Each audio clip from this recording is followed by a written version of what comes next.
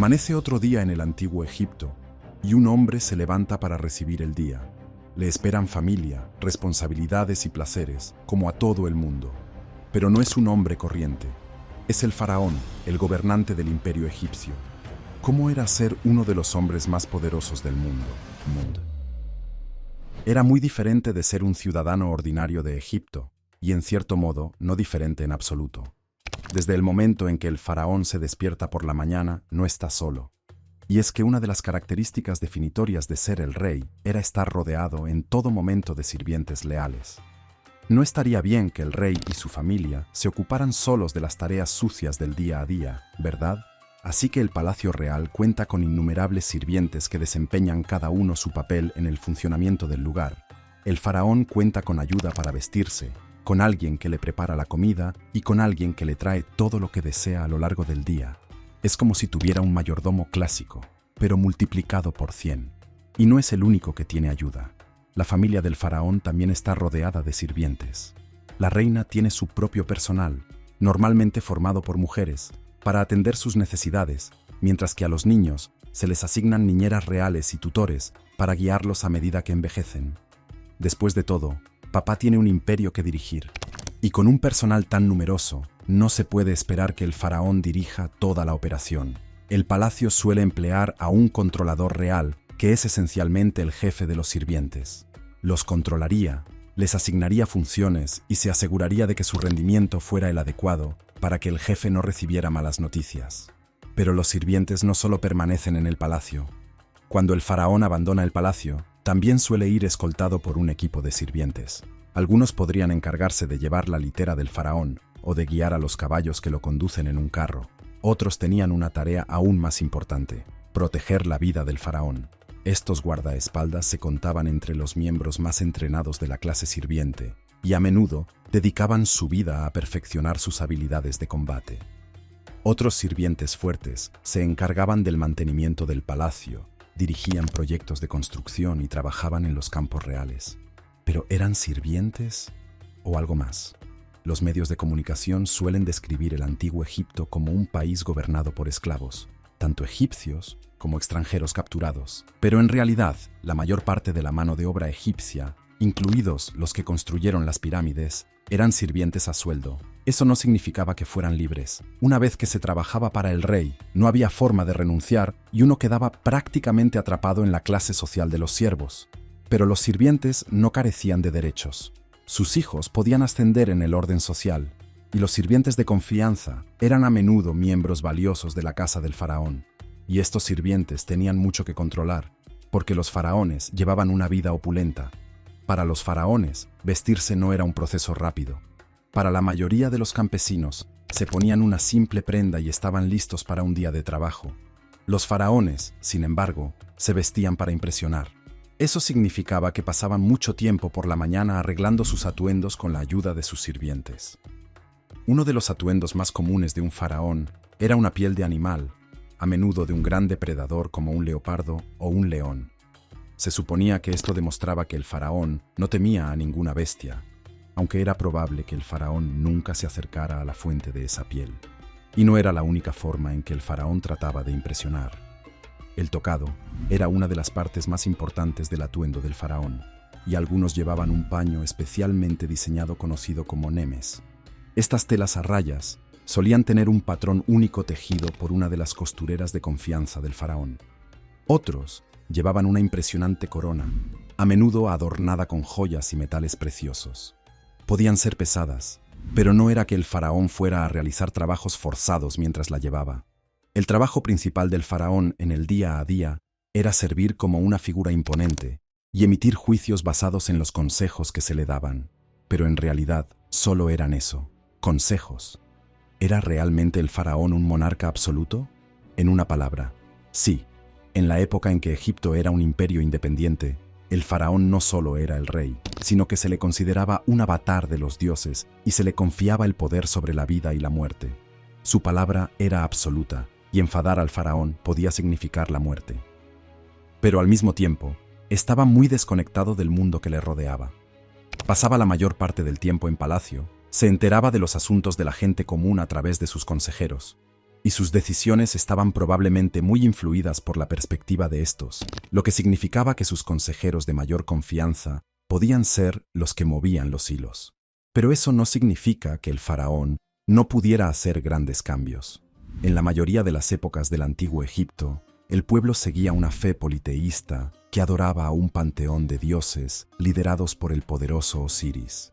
Pero con el faraón Akenatón, se decidió que la religión del Estado pasaría a ser mayoritariamente monoteísta y que solo adoraría al dios del Solatón, tocayo del faraón. No se puso realmente de moda, pero el público no tuvo más remedio que acatarla en gran medida durante su vida, al menos públicamente. Pero un monarca absoluto puede revocar la decisión de otro con la misma facilidad. Su hijo, el rey niño Tutankamón, casi inmediatamente optó por restaurar la antigua religión, y ser un monarca absoluto puede significar grandes riesgos, aunque las cosas funcionaron en gran medida con el niño rey Tut. Todavía había un preadolescente en el trono de repente, y que podría haber ido muy mal. Afortunadamente, estuvo muy influenciado por sus consejeros, y su reinado fue en su mayor parte intrascendente. Pero aunque Egipto no tuvo demasiados reyes locos que conozcamos, a diferencia de los infames Nerón y Calígula de Roma, habría bastado con que un monarca hereditario no quisiera escuchar a sus consejeros y siguiera tomando malas decisiones para que las cosas se torcieran a toda prisa. Por supuesto, los consejeros y los líderes militares tenían tendencia a tomar el relevo tras la muerte repentina de los faraones, así que tal vez solo estaban interviniendo antes de que las cosas fueran demasiado mal. Y para los futuros faraones, el entrenamiento comenzaba temprano. ¿Cómo era ser un niño de la realeza? En una palabra, bastante bien. Aunque la calidad de vida de los niños egipcios en general era mejor que la de los niños de muchos otros países, gracias a la riqueza de Egipto, no llevaban una vida tan cómoda como la de muchos niños de hoy en día. Los niños de la plebe probablemente trabajaban desde pequeños en el oficio de sus padres.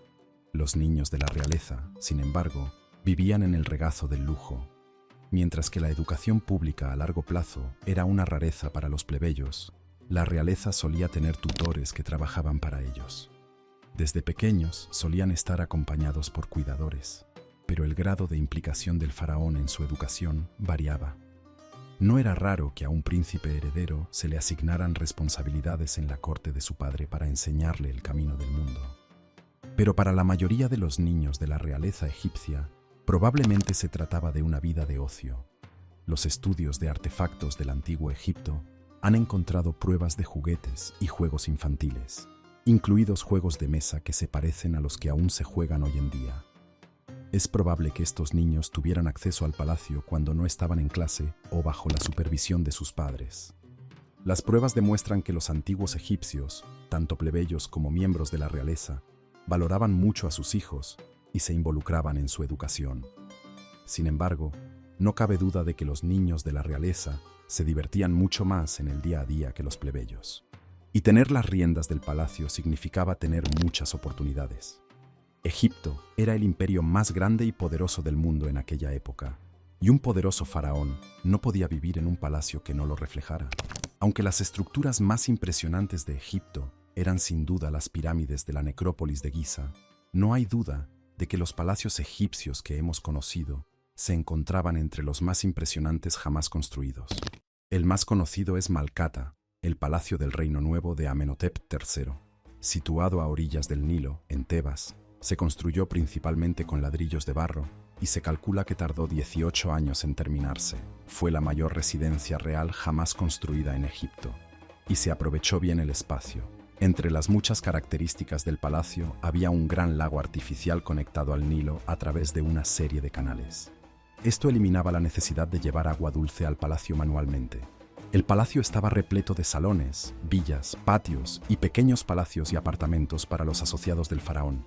Y los aposentos privados del faraón eran casi un palacio en sí mismo, con 4 habitaciones, entre ellas un dormitorio, un vestidor e incluso los aposentos de un harén. También había un enorme templo dedicado a su esposa y al dios cocodrilo Sobek. Pero el tiempo hizo de las suyas incluso con este poderoso palacio. Hoy en día, poco queda del glorioso palacio de Amenhotep el III aparte de los cimientos, pero son suficientes para crear una impresionante imagen de lo grande que era este palacio. No hay duda de que el faraón y su familia vivían rodeados de lujos, con un palacio en expansión que contaba con un enorme comedor donde comían. Espera, ¿qué comían exactamente? Obviamente, la comida del antiguo Egipto era muy diferente de la cocina actual. Existían pocos utensilios de cocina modernos y todos los alimentos se obtenían localmente. Pero la comida de los faraones seguía siendo muy diferente a la de los plebeyos. Los plebeyos no tenían acceso a muchos de los productos de lujo, pero sorprendentemente, los alimentos básicos de ambos eran los mismos, y ambos se reducían al mismo cultivo. El trigo, el mayor cultivo del antiguo Egipto, era la materia de la vida. La base de las comidas de todo el pueblo era el pan y la cerveza. El pan se elaboraba normalmente con trigo emmer, mientras que la cerveza solía ser turbia y con muchos sólidos sin tamizar. Se parecía más a las gachas alcohólicas que a la Miller Lite que todos conocemos. Pero ahí acababan las similitudes. También se servían frutas y verduras al faraón, y los cultivos locales más comunes eran el ajo y las cebolletas.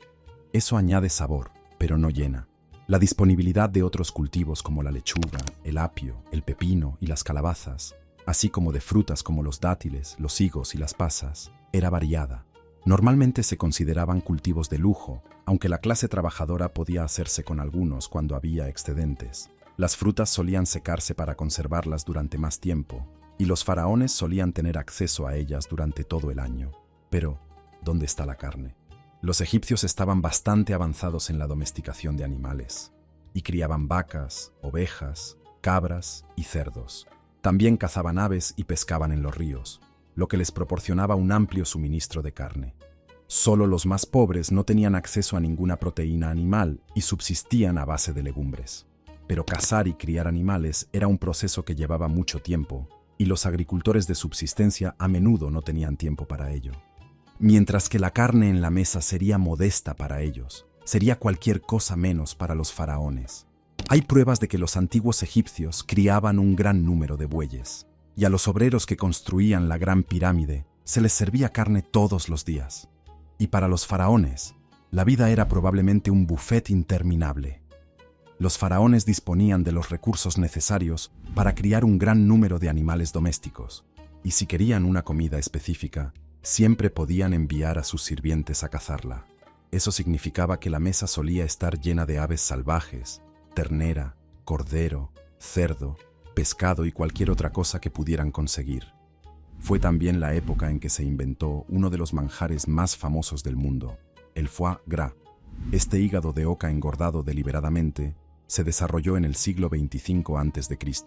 También les gustaba comer un ave mucho más pequeña, el gorrión, que al parecer tenía propiedades afrodisíacas. El faraón tenía mucho apetito, porque estaba muy ocupado todo el día. El día empezaba con sus sirvientes vistiéndole y aseándole, incluso ungiéndole con aceites perfumados. Una vez ataviado con sus ropas y joyas, se dirigía a la sala de audiencias. Allí se enfrentaría a sus reuniones diarias, pero no te preocupes, serían halagadoras. Al fin y al cabo, es un rey al que también se considera un dios. Y los asistentes a las reuniones son una combinación de plebeyos, nobles y dignatarios visitantes. Lo más probable es que todos y cada uno de ellos se inclinen ante él al entrar y a menudo le presenten ofrendas. Los únicos que no parecen mostrar este nivel de intensa devoción son sus consejeros cotidianos, pero incluso ellos probablemente se inclinarían ante el faraón. Pero incluso el faraón responde ante alguien. Después de las audiencias diarias, el faraón probablemente iría al templo a pagar su tributo a los dioses. Haciendo las ofrendas diarias con la asistencia del sumo sacerdote, este es un momento de devoción tranquila. Pero no es solo la religión la que lo guía a hacer esto. También se le considera el pastor del país, y si éste se sumiera en el caos, podría ser derrocado en un golpe de estado, incluso por sus propios líderes militares o asesores. Así que, obediente, habla con las estatuas de los dioses y luego les sacrifica una res con la ayuda del carnicero real. Es un asunto privado para el faraón, solo acompañado por unas pocas personas de confianza, y es un raro momento de reflexión tranquila para el hombre que gobierna todo Egipto. Pero entonces llega el momento de que el faraón abandone el palacio. No se pueden llevar a cabo todas las tareas reales desde la seguridad del palacio, y qué gracia tendría eso. Así que es hora de salir a hacer los recados diarios, pero el faraón no va a andar por su propio pie. Eso sería indigno, y también sería arriesgado. Así que es probable que elija entre dos formas principales de transporte. El primero es el tradicional carro tirado por caballos, muy útil cuando se necesita ir rápido. De hecho, a muchos faraones les gustaba utilizar los carros también para el recreo, usándolos para cazar o para competir con otros carros. O podía ir a pie, pero no con su propia fuerza. La litera real es un artilugio utilizado desde hace miles de años, y es de lo más sencillo. Una pequeña cámara que contiene un cómodo asiento para su majestad real, sujeta a varias pértigas que serán transportadas por sirvientes de confianza. Una litera pequeña podría ser transportada solo por 2 personas sujetas a 2 postes, pero las más grandes, como las adecuadas para un rey, probablemente serían transportadas por 4 personas a la vez. Este sería el medio de transporte ideal para un rey que saliera a hacer recados. ¿Qué hacía un rey en sus recados diarios? Por lo general, el faraón tenía muchos proyectos de construcción en marcha, cada uno de ellos dirigido por un capataz real. Este visitaba periódicamente cada obra, comprobaba los progresos y presentaba las actualizaciones de los planos. También realizaba visitas guiadas por la ciudad para que la gente le viera. Es una forma útil de fidelizar a la población local y evitar que se desvincule de la familia real. Este es el mayor acontecimiento del día, y muchos lugareños se agolpan para ver al hombre, al que consideran un avatar de los dioses. Y de ahí, de vuelta al palacio para cenar y descansar. El faraón parece llevar una vida encantadora, pero hay un aspecto que suscita preocupación. Los faraones eran poderosos en casi todos los sentidos, pero también eran mortales. Muchos de ellos tuvieron reinados sorprendentemente cortos, como el famoso rey Tut, que llegó al trono a los 9 años y falleció a los 18, probablemente por una combinación de problemas de salud con los que nació y lesiones sufridas en lo que podría haber sido un accidente de carro. Aunque los faraones tenían acceso a una atención sanitaria mejor que la del ciudadano egipcio medio, tampoco tenían acceso a la medicina moderna, porque en gran medida aún no se había inventado, y eso significaba que eran vulnerables a toda una serie de enfermedades. Los egipcios disponían de algunas técnicas médicas sorprendentemente modernas, como cirugías menores para reparar huesos rotos y coser heridas, y tenían acceso a una serie de medicamentos, pero carecían de antibióticos modernos. Los médicos egipcios sí parecían entender los principios básicos. Aunque entonces no se comprendían conceptos como el de bacteria, algunos textos antiguos utilizaban la cerveza fermentada como tratamiento para las infecciones.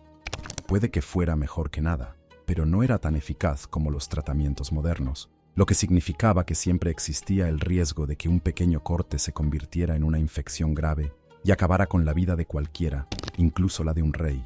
Y había otro factor de riesgo importante para ser faraón, que empezaba incluso antes de nacer. ¿Quién era lo suficientemente digno para casarse con un faraón? Bueno, claramente no un plebeyo, y la mayoría de los nobles de nivel inferior probablemente tampoco califican. Evidentemente, hay que mantenerlo en la familia, por lo que las familias reales egipcias eran muy endogámicas. Era habitual que los reyes se casaran con una hermana, a menudo una hermanastra de una de las otras esposas del faraón anterior. Esto reducía la endogamia genética, pero seguía siendo habitual que los faraones nacieran con problemas genéticos. El rey Tut nació con pie equino varo, escoliosis y una posible afección genética, como el síndrome de Marfan, que podría haber contribuido a su temprana muerte. Pero con los faraones, la muerte no es realmente el final. En el antiguo Egipto, la muerte estaba a la vuelta de la esquina para todos, y creían firmemente en la vida después de la muerte. Por eso era habitual que un faraón empezara a planificar su muerte mucho antes de que la esperara. Una de las tareas más importantes de la vida de un faraón era diseñar su propia tumba, desde un impresionante palacio conmemorativo hasta una magnífica pirámide gigante que, con suerte, seguiría en pie miles de años después. Estas tumbas se encuentran entre los logros arquitectónicos más significativos que han quedado del antiguo Egipto. Puede parecer morboso planificar tan minuciosamente tu propia muerte, especialmente siendo un joven rey, pero como los egipcios tenían una visión tan literal del más allá, resultaba casi reconfortante. La muerte, sin importar cómo o cuándo sucediera, era solo el siguiente paso del viaje y querían estar bien equipados. Además de construir su última morada, solían elegir cuidadosamente lo que se llevarían a la tumba. A menudo se trataba de sus posesiones más preciadas, además de una buena provisión de alimentos por si acaso. A pesar de la frecuencia con que los medios de comunicación lo mencionan, sacrificar a los sirvientes para llevárselos a la otra vida era muy poco frecuente, aunque los sacrificios de animales eran muy comunes. Y cuando el faraón fallecía, la historia se repetía, más o menos. El día del faraón típicamente comenzaba con sus sirvientes vistiéndolo y preparándolo para el día. Y eso sucedería una última vez después de la muerte, de una manera mucho más minuciosa. Esta vez, lo preparaban para la momificación.